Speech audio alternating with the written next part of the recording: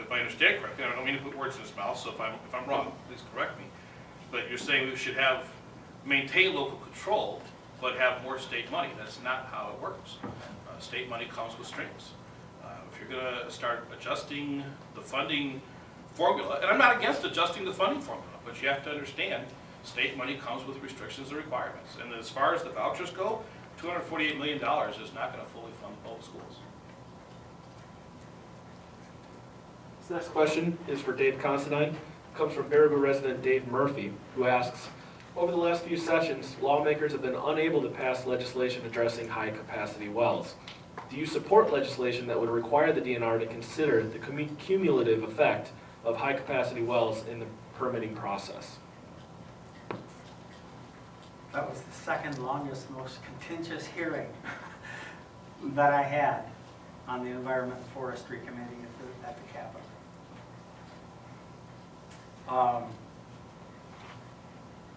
I think we need to look at the impact of high-capacity wells. And by the way, I've made that very clear. And I've made it very clear on a committee, I made it very clear in my votes, and yet people say that it's the agricultural community that's against that. Well, somehow I don't think that's true because I got endorsed by the Wisconsin pork producers and by the Wisconsin Farm Bureau. I find that terribly interesting. So I think they know that we have to use the cumulative impact of wells, because if they run dry, those guys run dry too.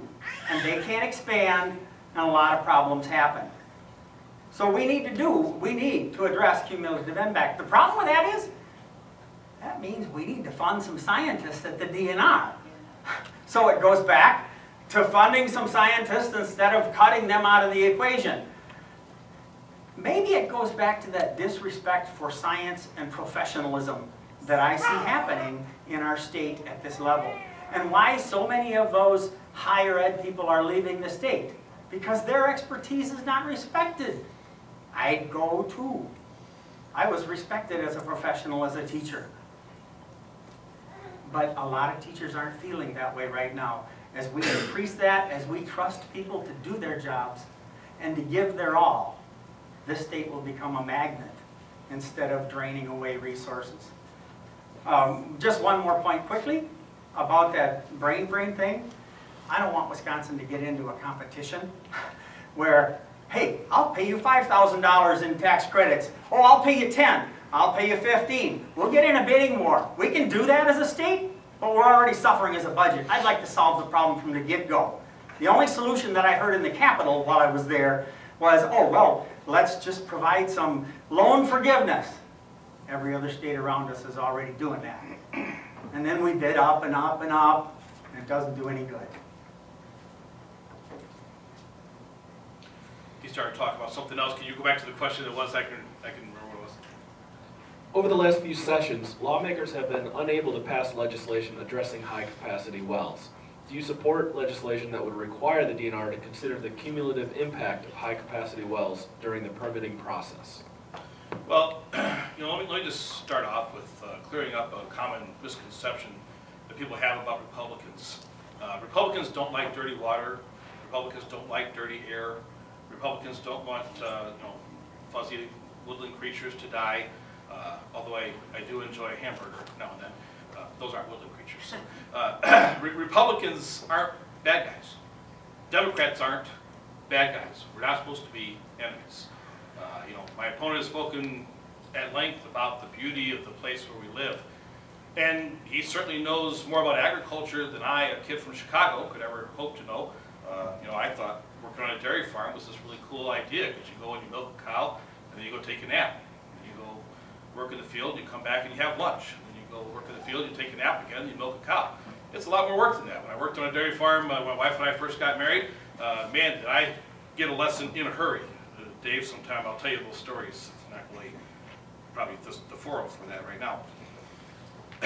So the idea of agriculture and the idea of the DNR and the wells and the permitting process, the question is, would I support legislation that would require considering the cumulative effect? I'm not going to commit to supporting something I haven't seen. If the question is, am I in favor of considering everything? Well, of course. If you're going to pass legislation that's going to affect everybody, you have to consider everything. But that doesn't mean that I'm necessarily going to be in favor of legislation simply because it requires considering cumulative effect. This next question is for David Moore first. Baraboo resident John Taylor asks, Wisconsin's graduation rate continually beats the national average. However, in 2014, the Badger State also had the widest graduation rate disparity between black and white students in the nation. What do you believe is the best way we should take to tackle these issues and make a high school diploma a reality for every student? You know, that really speaks to our society as a whole today. That would even break down graduation rates and things of that nature by race. You know, when someone comes into my church, I don't look to see if they're a white sinner or a African American sinner or a Hispanic sinner. I look to see if they're a sinner. When someone comes into the county board, comes before the county board, I don't look to see what race they are before I decide if I'm going to listen to them. You know, we need to get out of this idea of whether they're white or whether they're African American. We start treating people like people. If we're going to address a disparity in the number of African American youth that graduate versus the number of white youth that graduate, I think we have to look at society as a whole. I think we have to do more to, you know, my opponent spoke correctly, and I agree wholeheartedly on the need for us to get back to a community idea. You know, I just cannot fathom how it has come about that in our communities, whether it's a rural community or an inner city community, we have become so distanced from each other. You know, as I go around the district and I talk to people, I've had people tell me, I support you and I want to vote for you, but I don't want to put a sign in my yard because my neighbor will get mad at me and won't speak to me again. And I don't know, my opponent might have come across the same thing. And you know, this whole thing of us not getting along and us not speaking to community, you know, we expect one community because of their skin color to act differently than another community. Rather than saying let's address the disparity of graduation rate, let's address the fact that all kids should be given the opportunity for an education, and be given that opportunity for their education.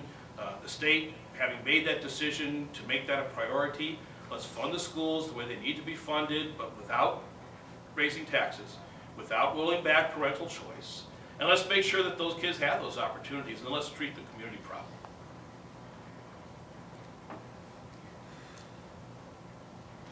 I served on the education committee and played around a whole bunch with the achievement gap.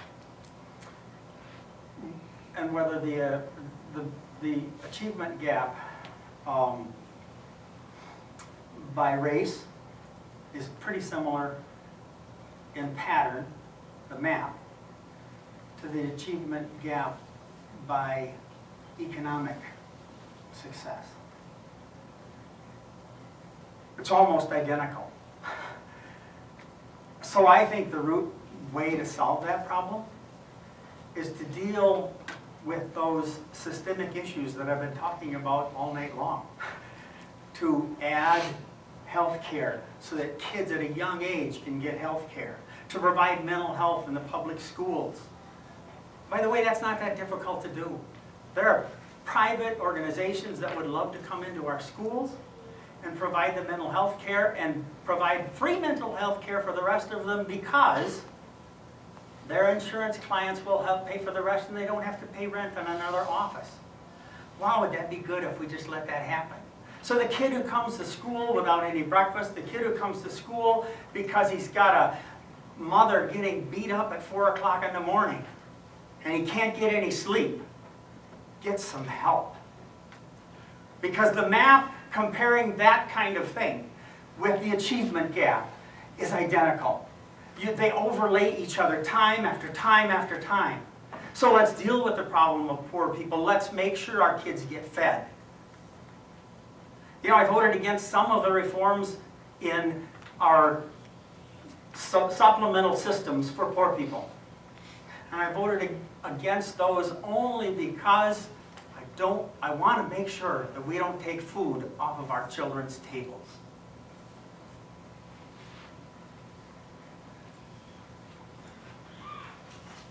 The following 3 questions were posed by members of the Baraboo News Republic newsroom staff. This first question is for Dave Considine first. General infrastructure costs, especially for highways, have far outstripped funding allocated by the state to maintain and expand such systems. Governor Scott Walker's most recent transportation plan calls for borrowing $500 million to cover construction costs in the next biennium, which is less than half the projected shortfall projected by the Legislative Fiscal Bureau if highway expenditures are to be maintained at their current levels. What do you think should be done to address the state's transportation system funding difficulties? Well, I don't think we can borrow anymore. Service to the debt in this next biennium is over 22%. I don't know about you, but I think that's too much of a person's budget just to service a transportation debt. That is, of transportation spending. The legislature voted to allow communities last year to help solve that problem by doing a wheel tax. Do you know how many communities in our area or towns played with that idea and wanted to do it? A whole lot of them. Most of them came to me and talked about it. We need to fund our rural roads. David alluded to the fact that at the Wisconsin State Journal interview, I introduced an idea that's gaining a lot of ground. The Farm Bureau is kind of endorsing it. But it was a farmer that suggested it to me, and it said what it was we use those roads. The town and county roads we use like crazy. We need to help pay for those roads. I don't mind paying for those roads. And by the way, the damage that some of this heavy equipment does on those roads is huge. And he said, you know, sometimes we can't even get where we want to go without driving on 5 different county roads because we got to pass a bridge that's not meeting inspection. So he said, why don't you guys just take a penny or two of off-road diesel tax? I'm going to solve the whole problem, but it's a beginning. $39 million is the projection, I think. But that actually comes from Travis Crannell, who's a representative from the western part of the state and sat in that interview at the same time. I hadn't gotten that projection until then. That's some of the creative funding. But the only way I will do it is if that money goes directly back to the township and county where it's generated. I don't believe the state has to control just because the money comes from there. We can take it in and we can parse it out. And whether it's for schools or roads, we don't need to control it. Well, when my wife and I started dating, she lived in Prairie du Chien, and in the church that she attended at the time, I believe it was around 10 or 12 families that had farms, that had active dairy farms. Today, those same families still go to that church, but I don't think there's any left that still farm. They've all gone to work in factories. Many of them rent out their farmland to some of the bigger farms, but you know, if a small farmer, a guy with 160 acres or 200 acres or even 500 acres, you know, if they're using our roads, they're not using our roads enough that it's going to cause as much damage as the continual neglect of the road. And so to lay all the blame at the feet of farmers' machinery, it's not that there's not any blame to lay there, but I don't think you can lay it all there. If you're going to have a system like that, the only way I can see that you could do that would be if you put some type of a floor underneath it where you say is the farmer would have to have a certain number of acres that he's farming, where it would show, it would indicate that he's definitely using those roads. And I agree with Dave. We can't continue to borrow. We can't go deeper into that. We're scared. We're like twins on that one. No offense. Don't take it. Never mind. I was starting to say we're like twins, but I've got more hair. But I won't go there. Go ahead. Isn't that cool? We can laugh at a political thing. We're supposed to be able to do that. As I was saying, we can't continue to borrow, but at the same time, we can't continue to just tax. We've got to come together and say, okay, this is the amount of money we have to spend, and if this is the amount of money we have to spend, and these are all the things we have to spend it on, something has to go. Something has to say, okay, I'm sorry, This might be a great program. This might even be needed, but it's not needed as much as roads to get back and forth on. So let's start prioritizing our budgets. Let's start spending the money on the things we have to do short term. Our towns and our counties cannot be left holding the bag on this. They have got to receive the funding that they need, but that doesn't mean we have to wash everything else away. And this idea of the tax on red dye diesel, I think it's a bad idea.